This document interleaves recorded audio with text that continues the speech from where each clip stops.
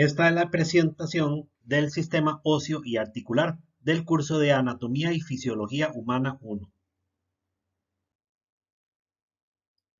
Tenemos una vista anterior del esqueleto humano donde se ven las diferentes partes del cuerpo, la cabeza, el tórax, la columna vertebral, la pelvis y las cuatro extremidades. En esta nueva imagen tenemos de nuevo el esqueleto humano donde se reparte los huesos entre los huesos, el esqueleto de la cabeza, la caja torácica, la columna vertebral, los huesos de la cintura pélvica y los huesos de las extremidades superiores e inferiores. Los huesos se clasifican dependiendo de su forma. Por ejemplo, tenemos los huesos largos como el húmero del brazo, los huesos cortos como el carpiano de la muñeca, los huesos planos como el esternón y los huesos irregulares como la vértebra. En esta imagen tenemos los huesos del cráneo, donde tenemos una imagen superior donde se pueden ver los huesos parietales y frontales que originalmente al recién nacer la persona existen unos agujeros donde no se ha terminado de formar el hueso que se llama la fontanela, que son los espacios, ya sea la fontanela anterior y la fontanela posterior. Tenemos los huesos más grandes que son el frontal, el temporal, el parietal y el occipital. Tenemos el hueso de la mandíbula y algunos huesos de la cara. Aquí de nuevo el cráneo humano. En la primera imagen de arriba tenemos una vista lateral donde podemos ver de nuevo los huesos frontales, temporales, parietales, occipital, el hueso en rojo que es la mandíbula y algunos huesos de la cara. Y si partimos en una mitad superior e inferior el cráneo, tenemos una vista interna del cráneo en la imagen de abajo. En otra vista anterior del cráneo humano, tenemos el gran hueso frontal anterior, los huesos parietales a los lados, algunos huesos de la cara, como por ejemplo el maxilar, la mandíbula, el esfenoides, el nasal, el etmoides y el lagrimal. De nuevo, algunos huesos de la cara, donde se puede ver el hueso frontal, el parietal, el temporal a los lados, por dentro, casi que detrás de los ojos, los esfenoides y etmoides. Tenemos el maxilar superior y el maxilar inferior o mandíbula. En esta imagen y en otras podemos ver lo que se llama la sutura. En este caso, la sutura coronal. Las suturas son de donde se unen diferentes huesos del cráneo, que es una articulación que en algún momento se puede mover y conforme crece la persona, deja de moverse los huesos en esos puntos específicos llamados sutura. Los senos paranasales son agujeros que generalmente están presentes dentro de algunos huesos, por ejemplo en la cara, son espacios que deben estar llenos de aire y que a veces se llenan de moco y algunos líquidos y que llevan a una sinusitis. Pero los senos paranasales son espacios vacíos del hueso que están llenos de aire. El hueso hioides es un hueso único que está entre la mandíbula y el tórax, está en el cuello. Es un hueso central y que tiene diferentes partes, por ejemplo, el cuerpo y el asta mayor y el asta menor. Bajando del cuello, que está formado por las vértebras, que vamos a ver en una próxima imagen, tenemos los huesos del tórax óseo, donde por ejemplo tenemos el manubrio y el cuerpo y la apófisis sifoides del esternón, que es un hueso único central. A los lados, saliendo de las vértebras y uniéndose adelante, tenemos gran cantidad de costillas que van desde la 1 a la 12 en, en el cuerpo. Algunas llegan a unirse al esternón y algunas emiten tendones que las unen al esternón. E incluso hay las costillas vertebrales flotantes, que son la 11 y la 12, que estas no llegan a unirse al esternón y quedan flotando en el aire. La cintura escapular es una manera de decir a una serie de huesos que forman una estructura cerrada y que ayuda a sostener en posición a las extremidades superiores. Y esta cintura escapular está formada por las clavículas y por las escápulas atrás.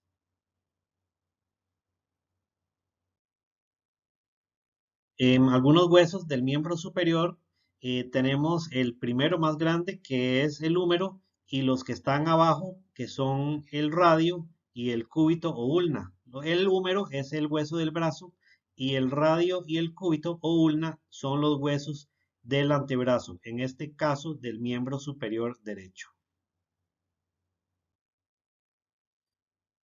Donde el radio y el cúbito o ulna terminan es donde comienzan los huesos de la mano y la muñeca.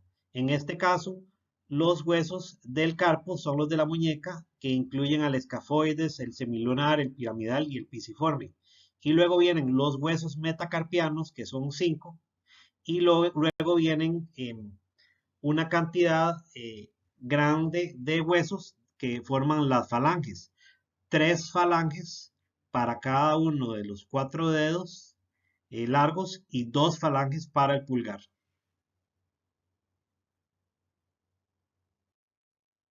De nuevo tenemos la imagen de huesos de la mano, en este caso la derecha, donde vemos que el pulgar tiene 2 falanges y un metacarpiano y los demás huesos tienen 3 falanges y un metacarpiano. En la base de estas metacarpianos, del 1 al 5, están los 8 huesos del carpo, que incluyen el ganchoso, pisiforme, piramidal, semilunar, trapecio, trapezoide, escafoide y el hueso grande del carpo. Y ya estos huesos de la muñeca unen a los huesos de los dedos, al radio y al cúbito o ulna para formar la mano y la muñeca. En esta imagen tenemos gran cantidad de vértebras que forman la columna vertebral. Empiezan con 7 vértebras que hacen la curvatura cervical. Esta es la columna cervical. Luego la columna torácica, que la forman 12 huesos, 12 vértebras. Luego la curvatura lumbar, que es la columna lumbar, que la forman 5 vértebras. Y luego viene el resto de la columna, que está formado por el sacro, que está hecho por 5 vértebras fusionadas, y el cóccix, que es donde termina la columna vertebral, que también vienen con vértebras muy pequeñas fusionadas. Al igual que teníamos arriba la cintura escapular, abajo la pelvis tenemos la cintura pélvica o la pelvis ósea, que está formada por 3 huesos, por el ilíaco, por el isquiático y por el hueso púbico.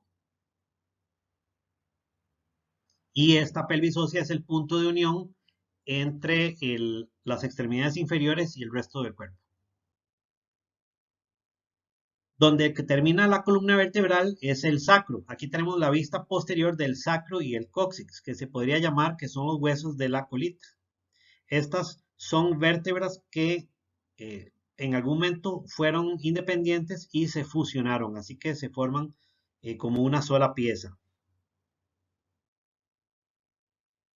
Después de la pelvis tenemos los huesos, por ejemplo, del miembro inferior, donde el hueso más largo del cuerpo, que es el que forma el muslo, es el fémur, que tiene una cabeza o un cuello, y ya el resto del cuerpo que termina en 2 cóndilos.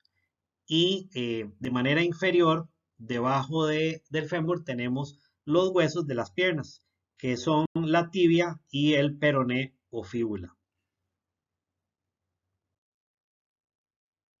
Estos 2 huesos de la pierna se unen abajo con los huesos del pie, que incluyen los huesos del tarso, los huesos del metatarso, que al igual que la mano son 5, y luego los huesos de las falanges de los diferentes dedos. falange proximal, falange media y falange distal, excepto en el primer dedo que nada más tiene dos falanges. Ahí podemos ver huesos sesamoideos, que esos son huesos que puede o no tener la persona. Son huesos que están flotantes, no tienen ninguna función, pero son huesos que sobran en algunas personas. Aquí de nuevo tenemos los huesos del pie con las falanges distal, media y proximal de los cuatro dedos y la distal y la proximal del primer dedo, los cinco huesos del metatarsiano y todos los huesos del tarso, que podría decirse es la muñeca del pie. Existen diferentes tipos de hueso y diferentes partes de los huesos largos. En este caso, el hueso más largo del cuerpo es el fémur.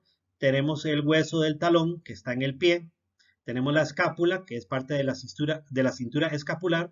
Tenemos una vértebra irregular, que es parte de la columna vertebral. Y tenemos, en este caso, un hueso largo, el fémur, con sus diferentes partes. A los extremos están las epífisis, en el centro está la diáfisis y en la parte media de los dos lados está la metáfisis.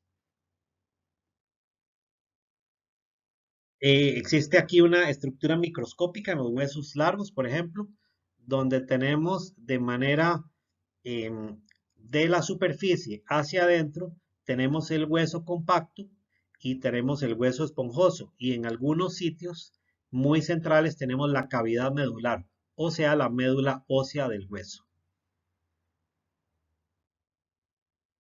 Tenemos aquí una imagen de la estructura de los huesos largos, por ejemplo, del húmero, donde tenemos de nuevo la epífisis a los extremos, en el centro de la diáfisis, y tenemos un corte microscópico del hueso donde podemos ver a un lado el hueso, el hueso cortical, más para adentro del hueso compacto y más para adentro del hueso esponjoso. Y en el puro centro de algunos de estos huesos largos tenemos la médula ósea, que eso es un centro de formación de glóbulos de la sangre.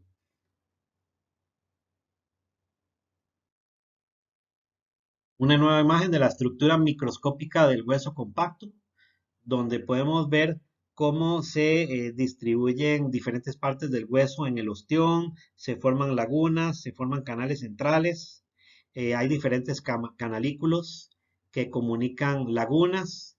Las células del hueso son los osteocitos, tenemos los osteoblastos que ayudan a formar hueso y los osteoclastos que ayudan a destruir hueso. Pero es una estructura bastante complicada, compleja del hueso que se puede ver de manera microscópica. Al recordar, el músculo está hecho para, por ejemplo, mover partes del cuerpo y desplazarse. En este caso, los músculos en muchas ocasiones están unidas a dos huesos. En este caso, el bíceps del brazo está uniendo el húmero con varios huesos del antebrazo. Y los músculos que se unen a hueso tienen un origen y una inserción. Origen es en un lugar donde se conectan a un hueso e inserción en otro lugar donde se conectan de otro hueso. Y a recordar que los músculos se unen al hueso no de manera directa, sino por medio de un tendón.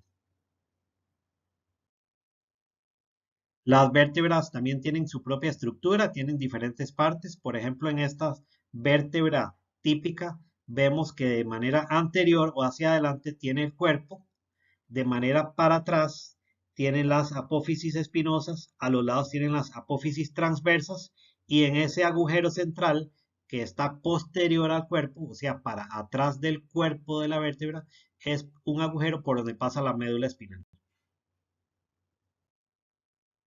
Esta es una nueva vista superior de una vértebra típica, porque también existen vértebras que son atípicas. Tenemos de nuevo de manera anterior hacia adelante el cuerpo de la vértebra. Hacia atrás está la apófisis espinosa, a los lados están las apófisis transversas, Estas se unen las vértebras mediante facetas y apófisis articulares que la unen a las vértebras de arriba y abajo. Y a recordar que entre cuerpo y cuerpo de una vértebra suele haber un disco intervertebral. Diferentes vértebras tienen diferentes características. Por ejemplo, están el atlas y el axis, que son las vértebras cervicales, las primeras, la uno y la 2. Luego vienen diferentes otro tipo de vértebras cervicales que no son el atlas y el axis, que ahí van del C3, C4, C5, C6 en adelante. Están las vértebras torácicas que comienzan en T1 y terminan en T12. Y están también abajo las vértebras lumbares que van desde L1 a L5. Dependiendo el sitio de localización de la vértebra, es así la apariencia de esa vértebra. La columna vertebral generalmente tiene sus curvaturas normales, pero a veces hay unas curvaturas anormales que le dan diferentes formas y patologías. A la izquierda tenemos una escoliosis visto desde adelante o atrás, hace una forma de S. Está la cifosis, que tiene un desvío de la curvatura en tórax, aquí por ejemplo, y una lordosis que más bien genera mucho más curvatura lumbar. Estas son anormalidades de la curvatura que pueden degenerar en problema de movimiento físico y dolor. La hernia discal es, como dijimos, una afectación de los discos intervertebrales, que por ejemplo aquí el disco protruye, o sea, que se sale de donde suele estar entre los cuerpos de las vértebras, aquí protruye hacia atrás y puede llegar a comprimir o aplastar el canal medular por donde pasa la médula espinal. Hay, en cuanto a lo que son articulaciones, diferentes tipos de articulaciones en diferentes partes del cuerpo. Generalmente, al recordar, las articulaciones unen huesos o partes de huesos y dan cierta movilidad a esos huesos. Están, por ejemplo, las articulaciones fibrosas, las cartilaginosas y las sinoviales. Una tipo de articulación muy frecuente que se encuentra es la articulación sinovial, donde tenemos aquí, por ejemplo, que une dos huesos, aquí en el fémur y la tibia. La articulación es el sitio que rodea la unión de estos huesos. Tiene la membrana sinovial, la cavidad sinovial, tenemos pliegues sinoviales, meniscos que son puntos de presión que ayudan a sostener los huesos en posición y dar cierto tipo de compresión para llevar a cabo un movimiento adecuado de los huesos que une. Tenemos el cartílago articular y aquí hay otras partes de la articulación que no son propias de la articulación, pero que pueden estar cerca. Por ejemplo, aquí tenemos el hueso fémur y tibia. Esto es una articulación sinovial entre el fémur y la tibia. Y ahí tenemos la rótula, que ese es el hueso redondo, que tiene su propia articulación y que es el hueso de la rodilla. Aquí de nuevo una estructura de la articulación sinovial. En estas articulaciones puede haber rodeando diferentes ligamentos, tendones, y a recordar, como es una articulación, aquí en este caso está uniendo o acercando o aproximando el hueso del húmero con otro hueso. Se unen tendones, vainas del tendón para darle soporte al hueso, los ligamentos. Puede haber bolsa sinovial y aquí también tenemos, como en la otra articulación, un cartílago articular que contiene la cavidad articular y que contiene líquido sinovial. Diferentes tipos de articulaciones sinoviales. Tenemos, por ejemplo, la articulación plana, la articulación en bisagra, la articulación en pivote, la articulación condiloidea y la articulación en silla de montar, y por último la articulación enartrósica. Cada una de estas articulaciones sinoviales que viene con cartílago sinovial y con líquido sinovial permite el movimiento de los huesos que la contactan de diferente manera. Por eso podemos ver la esquematización de estos movimientos con las flechas moradas. Cuando un hueso se pierde la continuidad o su integridad, estamos hablando de una fractura. Y hay diferentes tipos de fractura. Por ejemplo, la fractura conminuta, la fractura de compresión, la fractura deprimida, la impactada, la espiral y la que viene en rama verde o en tallo verde. Cuando hay una fractura, que es una patología frecuente de los huesos, se llega a curar mediante ciertos mecanismos. Por ejemplo, primero la formación de hematomas, que eso conlleva dolor, ¿verdad? Extravasación de la sangre de las arterias. Luego, en segundo lugar, forma un callo fibrocartilaginoso, donde se forma un callo externo y un callo interno. Y hay formación de nuevos vasos sanguíneos, que eso se llama neovascularización. En tercer paso está la formación del callo óseo, que le da más rigidez al hueso original. Y por último tenemos el fin de la cicatrización o de la curación de la fractura, que se llama remodelación ósea. Y podemos ver aquí como la fractura está recuperada, a veces genera alguna deformidad, a veces no, pero le da una dureza aproximada del hueso al que tenía antes de ser fracturado. Una patología de algunas articulaciones frecuentes son las artrosis. Por ejemplo, las artrosis de la rodilla o la artrosis de la cadera, que conlleva a dolor, a inflamación, a veces a infecciones y a desestabilización del cuerpo y dificultad para el movimiento. Aquí puede haber crecimientos del hueso, disminución del espacio articular, extravasación del líquido sinovial y todo lo que conlleva, ¿verdad?, la recuperación o el tratamiento médico o quirúrgico.